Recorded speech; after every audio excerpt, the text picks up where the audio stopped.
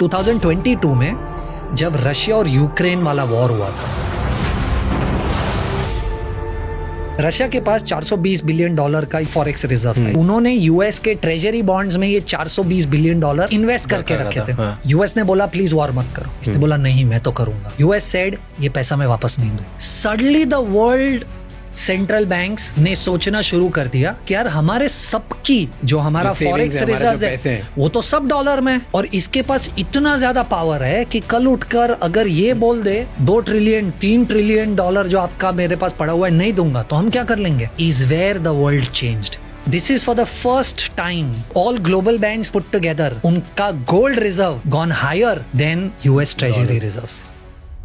क्यों इंडिया के पीछे बढ़ गया यूएस इतना बुरी तरह से? यूएस सबसे बड़ा कंज्यूमर है, तो वर्ल्ड उसको बेच रहा है। ट्रम्प ने आकर रियलाइज किया कि जब यूएस एक्सपोर्ट करता है तो इंडिया उसको 70% टैक्स लगा देता है। वो क्या बोल रहा है कि इसको फेयर करता है। आप अगर 70% टैक्स लगा रहे हो, मैं भी टैक्स बढ़ाऊंगा।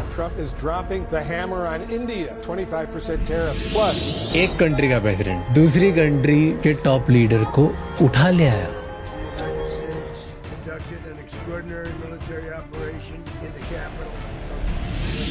उनके प्रेसिडेंट को जो लोग गार्ड कर रहे थे, उन्होंने कुछ ऐसी टेक्नोलॉजी यूज की जो साउंड वेव्स है, ये लोग प्रोजेक्ट करते हैं, जिसकी वजह से something happens to you and you become unconscious, which is why without even firing a bullet they could capture this guy easily and take him back.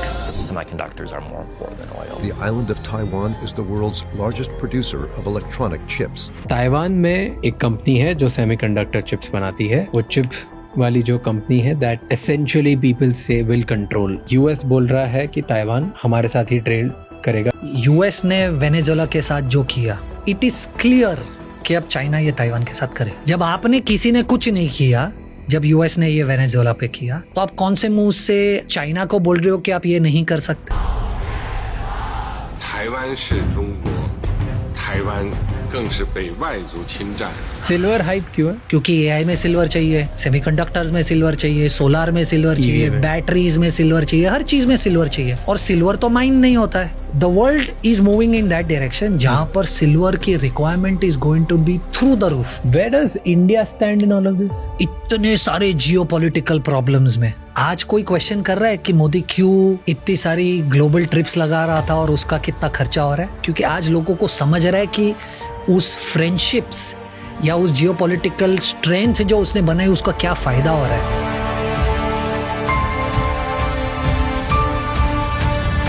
Somebody who's watching this और वो India में, वो सोच रहा है पूरी दुनिया में ऐसा मचा हुआ है, हम लोग हमारा पैसा कहाँ लगाएं?